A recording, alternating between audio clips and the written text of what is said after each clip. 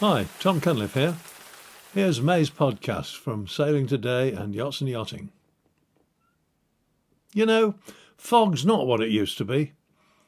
Time was when our whereabouts was down to an analogue estimated position, and any poor masher who hadn't kept the DR up to date was left blundering around in confusion. We know where we are today thanks to GPS, and AIS tells us about any ship over 300 tons heading our way with malice intent. We still have to dodge small fishing craft, yachts, navigation buoys, and 101 further hazards not declaring themselves electronically, but most will be spotted by radar if we have it. The result of this progress in the space of a single generation is that when we see a bank of fog coming our way, nobody need clutch the coaming with white knuckles, wondering what to do next. Fog's still horrible, of course. Nothing's ever going to change that. It remains an elemental thing that injects a crawling unease into our innermost soul. It bypasses education, intellect, and rational persona. But today we can hang on to our plotters like toddlers chewing their mother's apron strings. So long as the screen stays bright and we keep a good lookout just in case, all is generally well. But the primeval fear is still there when you can't see the poor wretch emptying his lungs into a foghorn 50 yards away. Navigating in fog without any modern aids had an illuminating effect on one's self-knowledge. Instead of handing over responsibility to a computer screen, we had to fall back on our training and keep a grip to avoid the natural tendency to panic. Landfalls were a crunch. There was a parallel here with pre-electronic ocean crossings. The thrill of seeing your dream island pop up as expected after weeks of sun and star sights has been stripped away by the certainty of GPS. Similarly, when a headland materialised out of the murk after 60 miles in the surging tides of the English Channel, deciphering its features and concluding that it was the right one was something special. If it wasn't, of course, the character building began. As you tried to work out a plan for what to do next, you might find yourself running out of room and blowing down onto an unknown lee shore which concentrated the mind wonderfully. This sort of thing was often the reality for most of the time. If your luck was in, however, you might find a safe depth contour to guide you to a secure port of refuge, or at least keep you out of trouble. On one occasion I was coming down the North Sea when the visibility dumped in a big way. We were bound for the Thames estuary and made a landfall of sorts on the North Norfolk coast. We knew we were there because the echo sounder suggested land was approaching, and the DR, updated after fortuitously sighting Smith's Knoll lightship, stated it had to be East Anglia. We sounded in to find a suitable depth, swung to port in zero visibility, and with little idea of how far up or down the coast we might be, we followed the contour towards Great Yarmouth. The big benefit of this shoreline is that it's generally free of surprises, so wherever we were we could sail the contour with confidence we wouldn't hit anything. If we got lucky, sighting a buoy or anything else might confirm our position. Ghosting along through the dank grey opaqueness in what was now calm water, we read off 3 fathoms on the old Seafarer echo sounder with its madly whirling orange LEDs. The course required to keep the depth steady implied that we were somewhere near the Happisburgh light. As tea time came and went, the tide turned foul and progress dropped off. Drifting down to us on the offshore wind, however, came unmistakable sounds of life.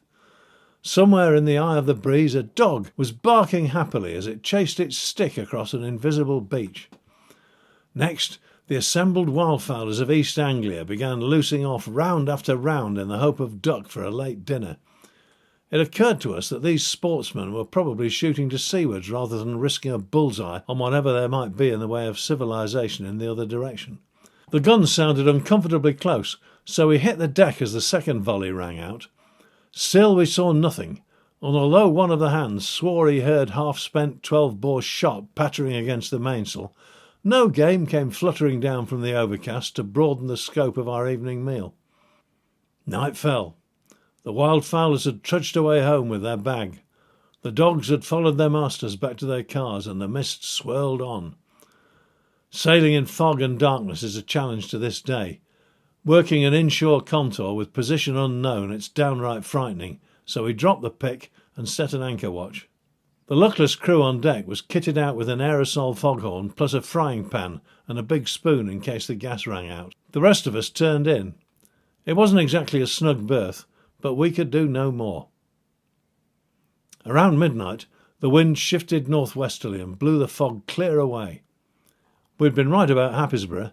The grand light blazed out now and the tide was fair, so up came the anchor and away we went with our position finally fixed. Patience, as you might say, rewarded. That was classic stuff, but occasionally something very different might come to your assistance. Only 5 years before acquiring my first GPS receiver, I was sailing across the channel in a biggish boat with a notable crew.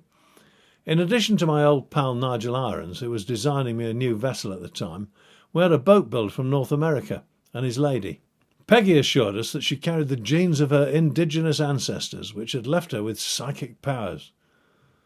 Time and one or two awkward situations had shown me that Peg was the sort of person you want on your side when things turn to the bad. Whether on account of her forebears, or perhaps just because she went to a good school, she had a knack of cutting to the chase. We'd set sail from Guernsey, bound towards Dartmouth in a steady southwest breeze.